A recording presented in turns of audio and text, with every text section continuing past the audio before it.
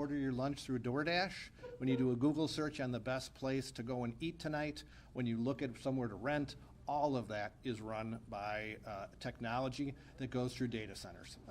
In Wisconsin, we appreciate the fact that while data centers have come here, there are an awful lot of things that people have concerns about to make sure that we do a better job ensuring that land, water, power, and the way that we use them are done in a way that aligns with our values and also ensures that it gives us the opportunity to still be a home to data centers in a more important and hopefully fruitful way.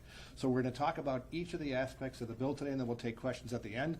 We're going to talk about affordability, protecting water and land, and then ultimately some of the regional impacts. So I'll turn it over to Representative Whitkey, who will talk about affordability first. Good morning, everyone, and welcome to the 63rd Assembly District, which you're standing in the heart of. I want to speak on securing affordability. It seems to be the topic that you see nationally across the board.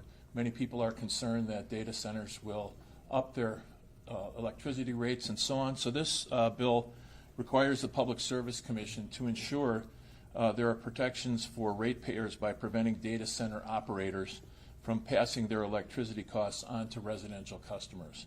Secondly, data centers must pay their own way to protect ratepayers from subsidizing large-scale private energy demands, which I believe in working with most of them they're open to. Any renewable energy facility that primarily serves the land or the load of the data center must be on site. We did that for 3 different reasons. This will reduce the strain on the statewide electric grid and ratepayers. By mandating that renewable energy facilities be on site, the legislation ensures that data centers generate their power locally. It minimizes the need for extensive new transmission infrastructure or grid updates. Secondly, this provision also lowers long-term energy costs and enhances the reliability of the operator. Data centers with renewable energy facilities on site benefit from stable energy costs. It also improves the reliability by reducing dependence on distant grid power. And lastly, this allows the efficient land use and prevents solar and wind farms from taking up additional land off-site.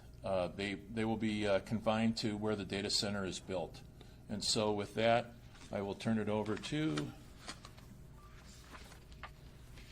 Representative Canoto, who will talk about protecting our resources.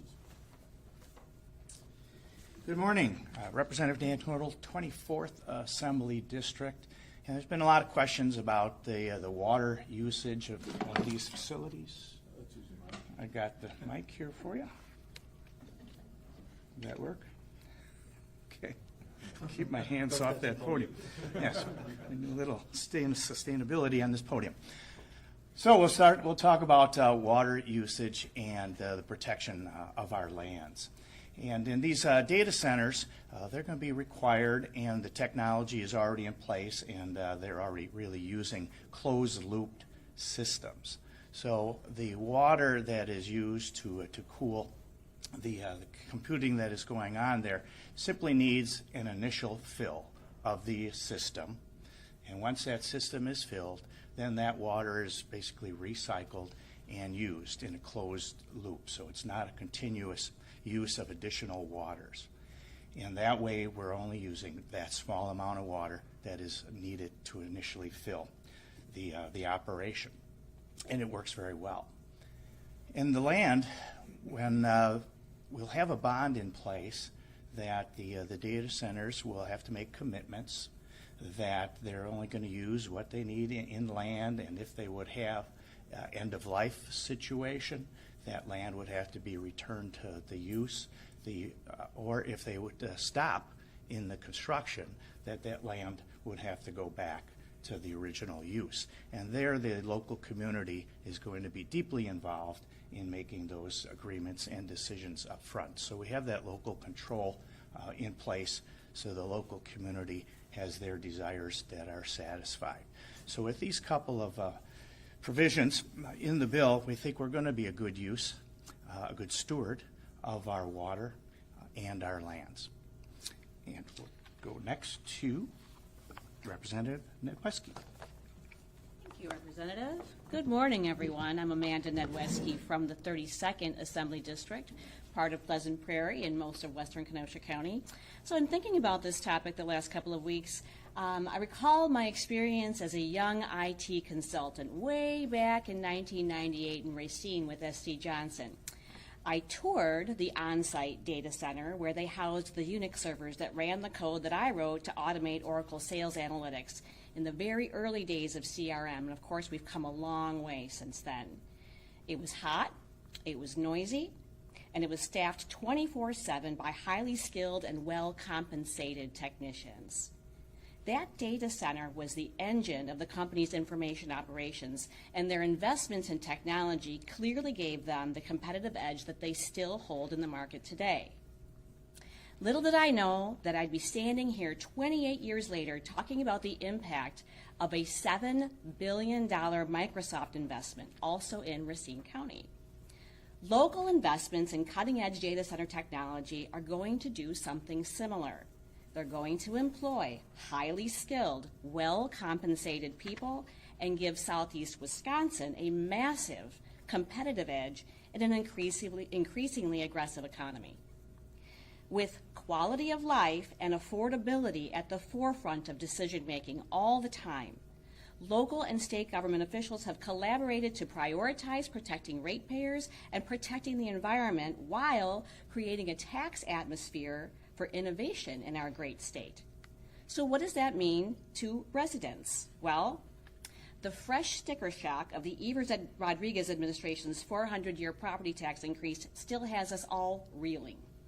Without requiring the expense of many municipal services, data centers provide local governments with significant and consistent sources of property tax revenue. This has the potential to positively impact how much it costs to live here for real working people by offsetting their own tax burdens. Data center development demands a highly skilled workforce, which means steady, family-supporting careers and long-term economic opportunity. These facilities are not only data infrastructure, but they're engines of growth, putting thousands of people to work today while building their career pathways for the future. Microsoft has already partnered with the UW and the Wisconsin Technical College system to train workers for jobs of the future. At the peak of construction in Mount Pleasant, they employed 3,000 construction workers, including electricians, plumbers, and pipe fitters, structural iron and steel workers, carpenters, earth movers, and concrete workers, just to name a few. Eventually, they'll have about 500 full-time employees, with that growing to approximately 800 when their second data center is complete. Huge local and regional impact for all of our quality of life. Now, I'm not here today to tell you whether or not data centers should or should not be in Wisconsin.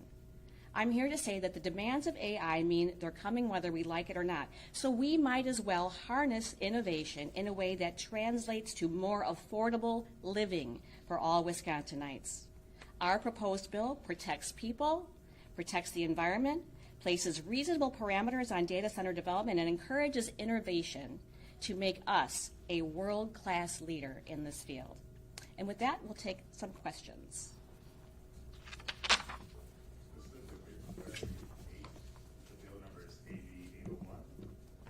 Correct.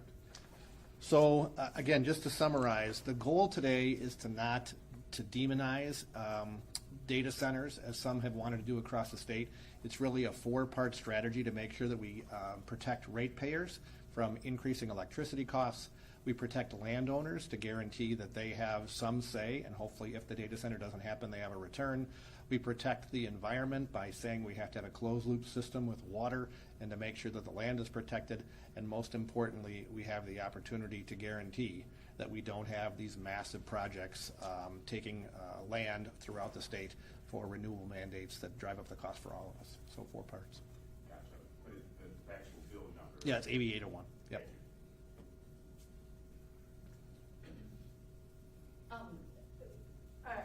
Earlier it was stated that for things like land use, that the communities individually would be involved in helping with those decisions. How exactly would that work? How can community members be involved? Do you want to talk about that,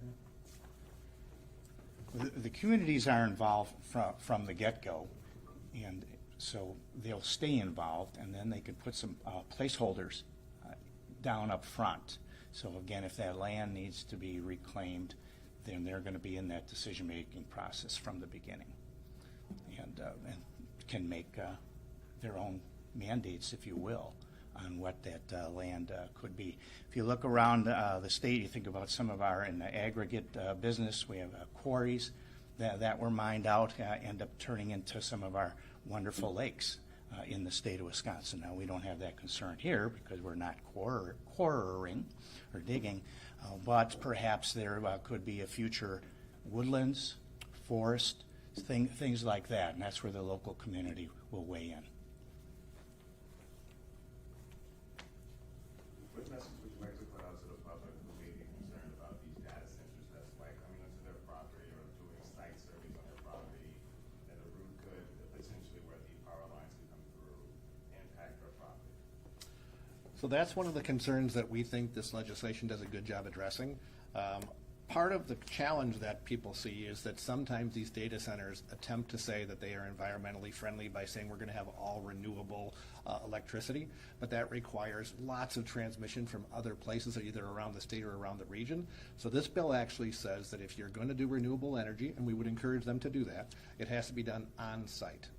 So it'll require significantly less transmission, less disruption of the public, and hopefully less overall land as they have it around the region, as opposed to just putting it right where that data center is going to go. Any other questions? Can you just add, you guys touched on this a little bit, but a data center life expectancy is about 15 to 20 years we've seen. What happens if they become obsolete sooner than that or after with that land, with the rezoning? Yeah, similar to what Representative Knodel talked about. One of the things that's in this legislation is that they have to basically have a plan for reclamation. So just like they would do for, as he mentioned, a quarry or any kind of a large project that happens around the region, the local municipality can require bonding. It can require remediation to be as part of the plans when it's first developed, so that if for some reason the data center becomes obsolete, or if for some reason it doesn't finish construction, the community isn't left holding the bags. This guarantees that ultimately the people who do the development are the ones who return it back to a state to be utilized for an industrial park or some other use that hopefully would help to benefit the region as well. Anything else you'd like to mention about the bill, its purpose, anything else you'd like to say? No, the most important thing is, look, as I've watched our Democratic colleagues come out last week for basically a ban on new data centers, that is totally unworkable and totally unreasonable. Everything that's happening in society today is really functioning through technology, most of the innovation, most of the new jobs that are being created. For us to cut ourselves off from the rest of the world, I think would really be counterproductive. This is a very reasonable regulatory environment, which again, protects ratepayers, protects landowners, protects property taxpayers, and does it all in a way by making sure that we guarantee that the communities have the biggest say as these data centers come to